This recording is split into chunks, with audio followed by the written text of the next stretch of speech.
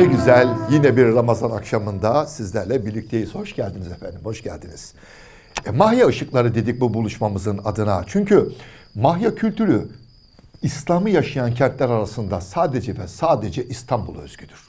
Evet, şu Mahya ışıklarını biz armağan ettik bütün dünyaya.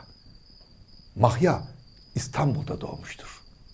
1. Ahmet döneminde kurulduğu söyleniyor ilk Mahya'nın. Tabii ki o yıllarda elektrik yok. Kandillerle yazılıyordu mahyalar. Ve Sultan 3. Ahmet döneminden sonra yani 1700'lerden itibaren mahyalarda Ramazan'ın ilk 15 gün yazı, ikinci 15 günü ise resim görülüyordu. Evet, resimler yapılırdı. Hem de ateşlerle iki minare arasına. Bütün İstanbul'da.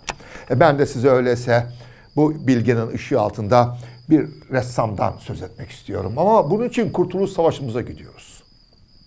Batı Cephesi Komutanı İsmet İnönü Kurtuluş Savaşı sırasında Kütahya'ya gelir. Kütahya mütasarrıfı Rahmi Bey ile oturup konuşmaktadır. Rahmi Bey'in oğlu gelir yanına ve sohbete başlar İsmet İnönü ile. İsmet İnönü çok sever o çocuğu. Der ki mütasarrıf Rahmi Bey'e, Rahmi bu çocuğa dikkat et. Bir gün çok büyük bir adam olacak. Lakin Ali Bedrettin adlı o çocuğun okuldaki müdürü Şerif Bey İsmet İnönü ile aynı fikirde değildir. Yani bir şey olmaz bu çocuktan. Zaten Ali Bedrettin de okulu güzel sanatlarda devam etmek istemektedir. O yıllarda güzel sanatların lise bölümü vardır. Yaşadığı kentten çıkıp İstanbul'a gelecek, güzel sanatlarda okuyacak liseyi. Bunun için okula başvurur Şerif Bey'e. Şerif Bey tasdiknamesini vermez. Başaramazsın sen, senden bir şey olmaz. Ne yazık ki böyleleri de var. Ya hiçbir çocuğa bu denir mi? Diyor işte. Ve tasdiknameyi alamıyor Ali Bedrettin. Ha tasdiknameyi alsa indirimli bilet alacak İstanbul'a gitmek için. Bu yüzden ailesi tam bilet parası, ki o yıllarda iyi paraydı yani, tam bilet parasıyla oğlunu İstanbul'a gönderiyor Rahmi Bey. Ve geliyor Güzel Sanatlar Lisesi'ne. Okula başladıktan 6 ay sonra bir resim yarışması açılıyor ve Ali Bedrettin birinci oluyor. Büyük bir para mükafatı alıyor. Öyle ki bir yıllık bütün okul masrafını karşılıyor. Bu kadar yetenekli. Ali Bedrettin diyoruz ama siz onu resimlerin altına attığı imzasıyla Bedir Rahmi Eyüboğlu olarak tanıyacaksınız. Koca Bedir Rahmi Eyüboğlu. İbrahim Çallı bir gün babası Rahmi Bey'e diyor ki bu çocuk benden alacağını aldı. Ben ona artık bir şey veremem. Siz bunu Avrupa'ya gönderin. Lakin o kadar maddi olanak yok. Evet devlet çocukları göndermektedir okumak için. Fakat Rahmi Bey Paris'te devletin bursuyla okumakta olan Sabahattin Eyüboğlu'na diyor ki oğlum sen devletten aldığın bursun yarısını kardeşine versene.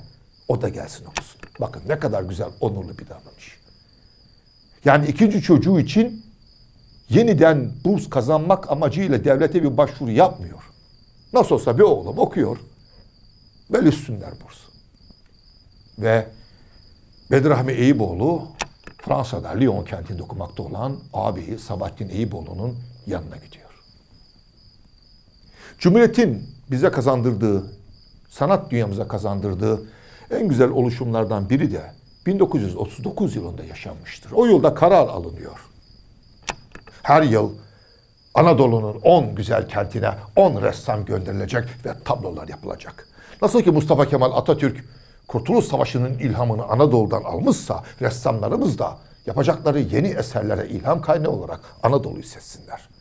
Her yıl 10 kente 10 ressam. Anadolu'nun o kadar güzel tablolar, resimler yapılıyor ki iyi de ne oluyor onlar? Ankara'da sergileniyor sergilenmesine fakat lakin çoğu kayboluyor ya da kapanın elinde kalıyor. Oysa amaç o resimlerden müzeler açmaktı Türkiye'nin her yerine. Bedir Rahmi Eyüboğlu bu kent gezilerinin ilkine ve beşincisine katılıyor. İlkinde Edirne'ye gidiyor, beşincisinde Çorum'a, İskilip'e, Karadutum, Çatalkaram, Çingenem. Çatalkaram ne demek? Ne demektir Çatalkarası? İskilip'te bir üzüme verilen ad.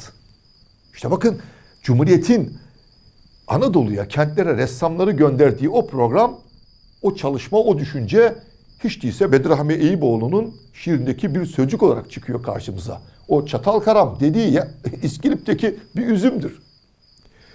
Bedirahmi Eyüboğlu İskilip'te çalıştığı dönemde trenle Ankara'dan İstanbul'a dönmektedir ve tren Eskişehir garına geliyor. Kompartımanda Bedirahmi Eyüboğlu'nun tam karşısına Eskişehir'den trene binen bir kadın oturuyor. Sohbet başlıyor kadınla ressam Bedirahmi arasında. Kadın soruyor tabii, ne iş yapıyorsunuz? Ressamım diyor Bedirahmi Eyüboğlu. Aa, öyle mi? Dün de burada Eskişehir'de bir uçak düştü. Bir pilotumuz şehit oldu. Onun da abi ressammış. Bedirahmi şaşırıyor. Kim bu pilot? Abi kim? Pilotun adı Melih. Ressam olan abinin adı da Fikret Mualla. O an Bedirahmi Eyüboğlu'nu düşünsenize. Ha? Arkadaşı Fikret Mualla'nın kendinden 10 yaş küçük olan kardeşi Melih şehit düşüyor ve onun haberini Eskişehir'de karşısında oturan o hanımefendiden alıyor. Resim sanatımızın büyük ustalarını, dehalarını saygıyla andık bu akşam. Ve Fikret Mualla'yı hepimiz tanıyoruz ama onun şehit düşen kardeşi Melih'i pek çoğumuz tanımıyoruz. Onu da yad edelim, onun da ruhu şad olsun. Yarın yeniden aynı saatte birlikte olalım. Sürçülisan ettiysem affola.